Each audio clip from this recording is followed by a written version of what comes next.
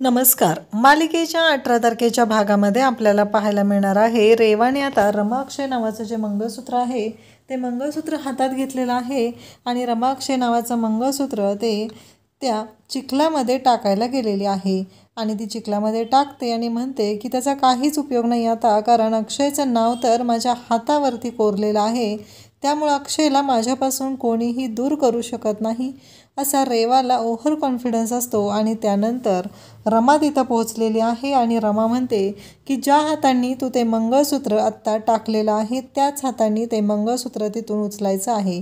हे ऐकल्यानंतर रेवा म्हणते नाही उचलत जा, कारण असंही त्या मंगळसूत्राची मला गरज नाही असं सांगितल्यानंतर इकडे रेवाच्या या बोलण्याचा रमाला राग आलेला असतो. रमा म्हणते की हे बघ रेवा, मी तुला खूप चांगल्या पद्धतीनं सांगत आहे, तुझ्या हातावरती अक्षयचं नाव आहे किंवा काय आहे हे तुला माहिती, कारण एक गोष्ट लक्षात ठेव, आता तुझ्या हातावरती जरी अक्षयचं नाव कोरलेलं असलं तरीही मी काय करू शकते हे तुला चांगलंच माहिती आहे.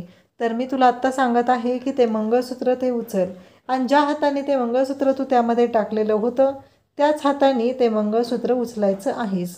हे ऐकल्यानंतर इकडे सगळ्यात मोठा धक्का बसलेला असतो तो म्हणजे रेवाला. रेवा विचार करत असते की हे सगळं काय होत आहे, कारण काहीही झालं तरी ही रमा मात्र ऐकायला तयार नाही आणि रेवा मग त्या चिखलातून ते मंगळसूत्र उचलते.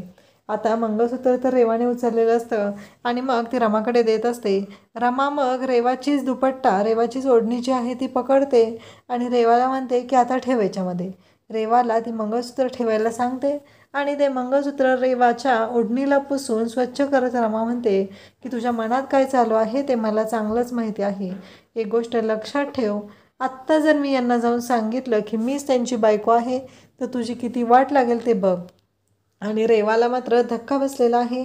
रेवा आता विचार करायला लागलेली आहे की काय उत्तर द्यायचं.